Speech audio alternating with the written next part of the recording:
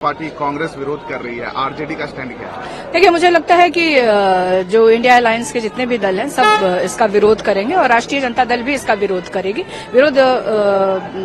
और जैसे कि हम कह रहे हैं कि सरकार जो दूसरे मुद्दे हैं, जो सबसे जरूरी और अहम मुद्दे हैं, देश हित में जो मुद्दे हैं, जैसे नौजवानों के लिए बेरोजगारी पे बात नहीं कर रही है, महंगाई पे कोई बात नहीं हो रही है, तो ये सब मुद्दे हैं जो पहले लाने चाहिए थे, उस पर कुछ सरकार को करना चाहिए था। लेकिन एक आखिरी सवाल यह है कि अल्पसंख्यक खासतौर पर मुस्लिम है, ट्रिपल तलाक की पद्धति लाकर इंसाफ दिलाने की बात है, वक्फ बोर्ड में अमेंडमेंट कर बिल में अमेंडमेंट कर इंसाफ दिलाने की बात है। आपको लगता है कि सरकार अल्पसंख्यकों को साधने की कोशिश कर रही है?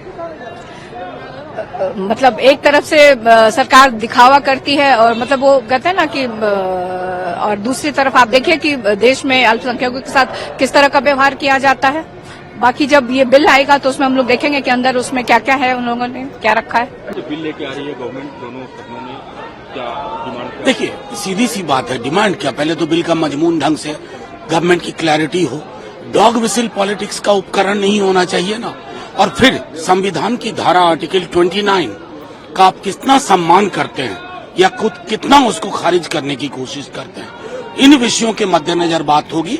सिर्फ कि आप इसके माध्यम से एक डॉग विसिल पॉलिटिक्स का नया औजार फिर ढूंढे, इसे खारिज करें। एक समुदाय को और आने वाले दिन में कांग्रेस की नीयत है कि भारत को हम टुकड़े टुकड़े में कर दें, लेकिन भूले नहीं, यहाँ का लोकतंत्र मजबूत है और ये आपका रवैया देश कबूल नहीं करेगा। उसकी कोई जरूरत नहीं थी। सरकार के पास बहुत सारे अहम मुद्दे हैं जिनको हम लोग विपक्ष के लोग लगातार सदन में उठा रहे हैं, लेकिन सरकार को जब कुछ समझ में नहीं आता है तो कोई न कोई ऐसा एंगल खोजने लगती है जिससे मुद्दा भटके।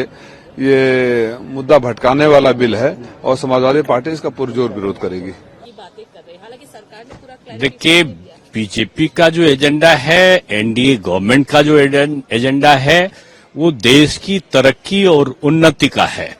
वो अल्पसंख्यकों को और अच्छे अधिकार मिले और उनके जो संपत्ति है उसका दुरुपयोग ना हो, और वो जो गरीब तबके के लोग हैं खासतौर से उनकी उन्नति के लिए वक्फ की संपत्तियों का प्रयोग हो, और वक्फ की संपत्ति के जो अनाधिकार हैं उनका दुरुपयोग ना हो।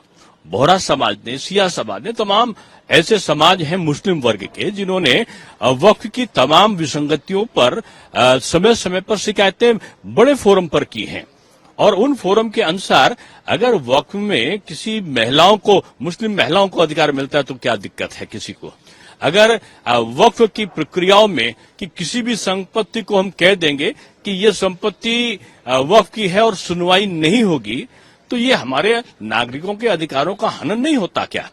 नागरिकों के जो सभी हिंदू मुस्लिम कोई भी धर्म के लोग हैं उनके अधिकारों का संरक्षण हो, और किसी भी प्रकार की संपत्ति का, किसी भी प्रकार के कृत्यों का दुरुपयोग ना हो। अगर वक्फ में किसी ने संपत्ति को दिखाई, ऐसी शिकायतें आई भी। मैं एक मौलाना साहब का इंटरव्यू सुन रहा था, सिया धर्मगुरु थे, और वो कह रहे थे कि तमाम जगह पे ऐसी शिकायतें आई कि पहले वो वक्फ की घोषित हुई, बाद में किसी बिल्डर को चली गई, वक्फ ने उसको रिलीज कर दिया। इस प्रकार के अनाधिकार नहीं होने चाहिए।